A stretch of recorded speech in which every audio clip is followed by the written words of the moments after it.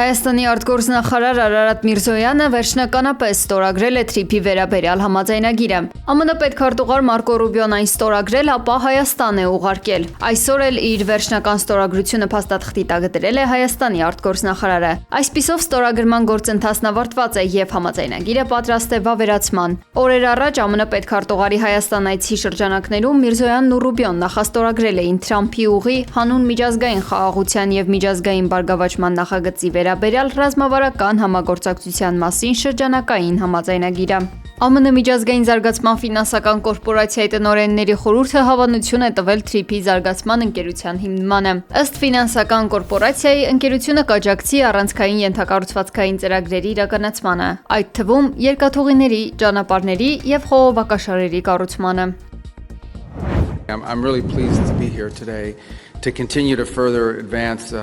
President Trump's ԱՄՆ պետքարտուղար Մարկո Ռուբիոն հայտարարել է, որ Հայաստանի եւ Ադրբեջանի միջև հակամարտությունն ավարտվել է։ Նա նշել է, որ այն ոչ միայն ավարտվել է, այլև ամրագրվել է կոնկրետ համաձայնագրով, որի փոխըմբռնման հուշագիրն ինքը ստորագրել է երեկ։ Պետքարտուղարի խոսքով այս փաստաթղթով ստեղծվում է բարգավաճման նոր ուղի՝ TRIP երթուղին։ Մարկո Ռուբիոն վստահեցրել է, որ այս նոր երթուղին արտասովոր ու արտակարգ հնարավորություններ կընձեռի երկու երկրներին էլ, բայց հատկապես Հայաստանին։ Նա նշել է, որ ծրագիրն իրականացվելու է երկրների ինքնիշխանության նկատմամբ լիակատար հարգանքի հիման վրա, ինչը նրանց թույլ կտա իրապես օգտվել այդ բարգավաճման երթուղուց։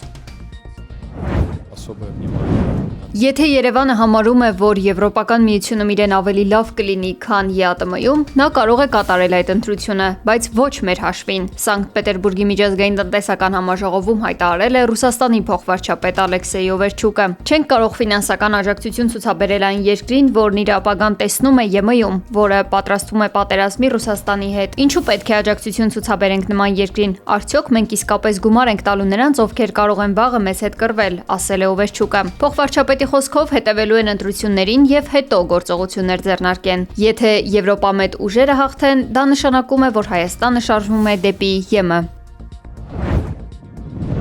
Եվրոպական միությունը լրացուցիչ աջակցություն կտրամադրի Հայաստանին Ռուսաստանի Դաշնությունում հայկական ապրանքների ներմուծման սահմանափակումների ֆոնին։ Հայ արտահանողների հետ հանդիպման ժամանակ ասել է Հայաստանում ԵՄ դեսպան Վասիլիս Մարագոսը։ Դեսպանը նշել է, որ հայ արտահանողների, տնտեսվարողների հետ հանդիպման նպատակը նրանց գաղափարները լսելն է, թե ինչպես կարող է Եվրամիությունն աջակցել, որպեսզի նրանք կարողանան դիվերսիֆիկացնել արտահանման շուկաները։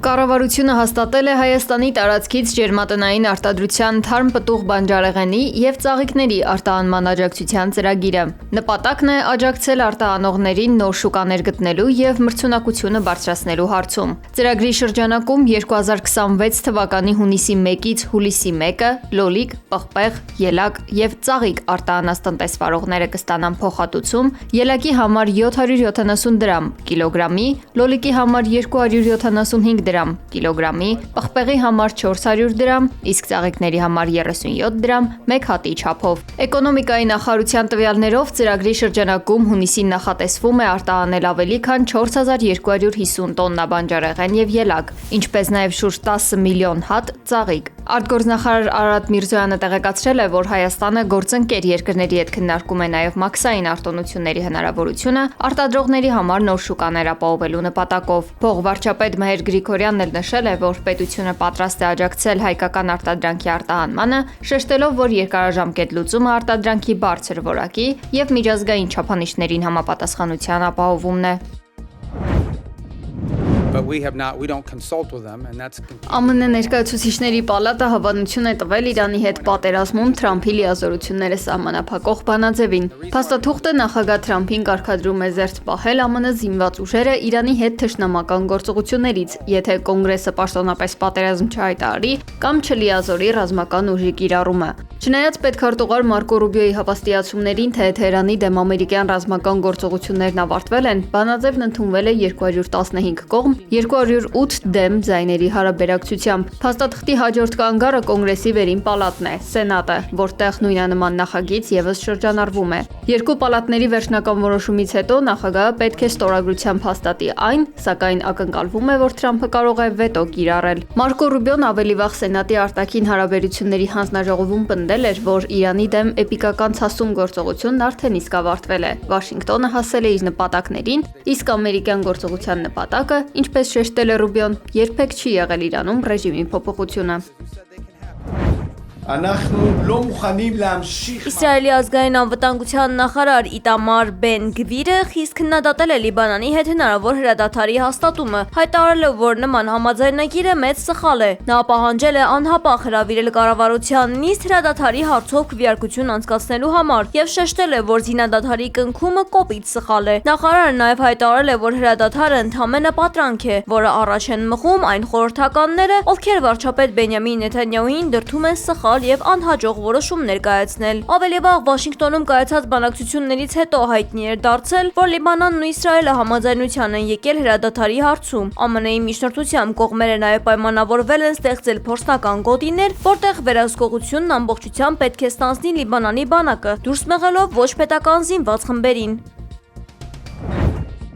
ԱՄՆ պետքարտուղար Մարկո Ռուբիոն հոռետեսորեն է արտահայտվել ռուս-ուկրաինական պատերազմի շուտափույթ դադարեցման հնարավորության մասին։ Ներկայացուցիչների պալատի արտաքին գործերի հանձնաժողովում նա փաստել է, որ խաղաղության համաձայնագրի կնքման նախադրյալները ներկայումս բացակայում են։ Ըստ ամերիկյան դիվանագիտության ղեկավարի, կողմերը եւ հատկապես Մոսկվան խաղաղության համար անհրաժեշտ զիջումների գնալու կամք չեն դրսևորում։ Ռուբիոն համոզված է, որ այս կործանարար հակամարտությունը չունի զուտ ռազմական լուծում եւ պետք է կարգավորվի բացառապես դիվանագիտական ճանապարհով։ Ցավոք բանակցային բոլոր ջանքերն առայժմ անպտուղ են, իսկ պատերազմն ավելի վտանգավոր թափ է հավաքում։ Վաշինգտոնը հավաստիացրել է, որ մերձավոր արևելքի ճգնաժամը չի խաթարի Ուկրաինային ցուցաբերվող ամերիկյան աջակցությունը։ Միացյալ Նահանգները պատրաստակամ է ստանձնել միջնորդի դեր, թեև իրավիճակի իրական բարելավման հույսերը մնում են չափազանց աղոտ։